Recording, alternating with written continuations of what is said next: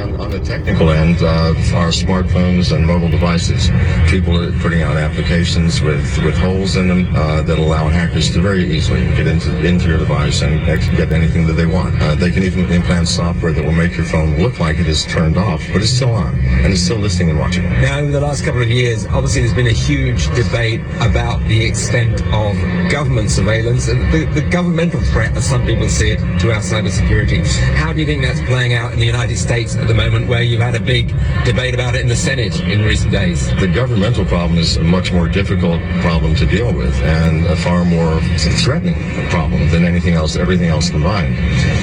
All governments have become fearful of this massive change in technology, and the original charter of the government in terms of protecting its citizenry has turned inward on itself, and now the government is wanting to protect itself from its citizens. Potentially. We are not the enemy. Some people are the enemies of all of us, governments would say. Criminals, terrorists, and the British government is saying, in extremis, we need to be able to look at the communications between, say, terrorist planning, a bombing plot. I'm sure that's what they say. But here's the issue. We have lived with criminals forever. Does that mean that we should all have to suffer? No, absolutely not. Well, let's turn the clock back before we had computers. What was encryption then? It was a whisper in your ear. We now live in a technological age. A whisper is now an encrypted communication, something that no one else can listen to. So if it sounds insane for the government to say you may not whisper in your wife's ear, now they're saying you can't whisper over the internet to your wife. It's insane. Your life almost defines the term colourful.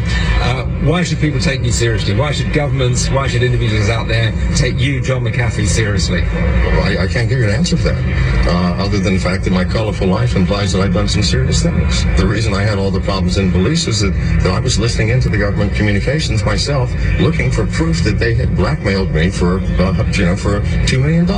I didn't find that. Instead, I found horrible abuses of power. I could have just kept quiet and had no problem. Instead, I went to the public, to the president. Look, this is what's happening here. As a result, I was almost killed, right? I was in jail in Guatemala and barely escaped with my life. Well, is that a serious thing or a colorful thing, sir? To me, it was very serious. And this is very serious, too. John McAfee speaking to me in 2015, and David Malloy, listening back to that, he was a deeply controversial, deeply eccentric person, but some of the things he spoke about were quite mainstream. Yeah, he's not wrong about the evolution of technology. You know, in the space of a couple of decades, a computer has gone from being a work tool or a gaming console, basically, to living in our pockets all day, every day, and it's the way we run our whole lives. And arguably, security and encryption, it hasn't really kept pace with us, and it's still pretty complicated. And I think that's kind of some of the points he was making. I don't think they're that controversial.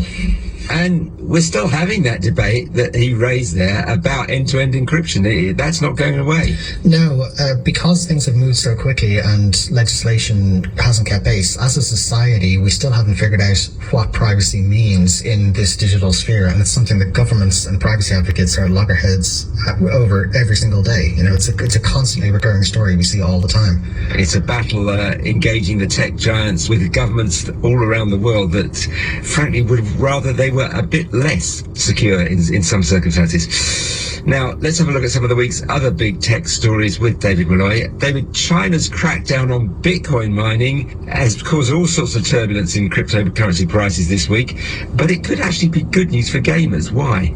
Yeah, so at one point this week, the price of Bitcoin went under $30,000. That's, less than half of its peak back in April. And that was all fueled by a big crackdown in China, as you said. Basically, banks were told to stop supporting cryptocurrency payments, and there was an outright ban on mining Bitcoin in one province. But China is where a lot of the world's Bitcoin mining is done. There's one estimate that says maybe 65% of all mining. So that had a weird knock-on. Exit right ahead, then after 0.3 miles, keep left. Basically decides how well high-end computer games run. But the tech that's inside of them is really, really good at Bitcoin mining. And that has led, or contributed to, I should say, a huge global shortage of these cards for months. And prices have been double or higher of what they should be, and gamers can't get them. So a little knock-on effect of this crackdown in China was that suddenly these cards aren't profitable for miners anymore, so prices are suddenly dropping. So I hear some glee there on the part of a gamer. I already have one of the nice ones, so I'm the envy of other people. I managed to get one with some careful planning. But prices are down anywhere from like 5 to 45%, and it's only in China at the moment, but it's like a little tiny ray of hope that gamers are looking at and just praying that it spreads, you know? Another story, we used to get excited about new operating systems, but Windows 11 wasn't even supposed to happen, was it? No. So if you remember this, Microsoft executives said that Windows 10 would be the last version of Windows. They were just going to turn it into a service model and keep upgrading it forever. And that's changed. It seems we're getting Windows 11. So we'd known that Microsoft was working on a version of Windows for dual screen devices like folding phones and that kind of thing, but they scrapped those plans. So it now looks like they have rolled some of that stuff they were working on into this new version of Windows that they just announced.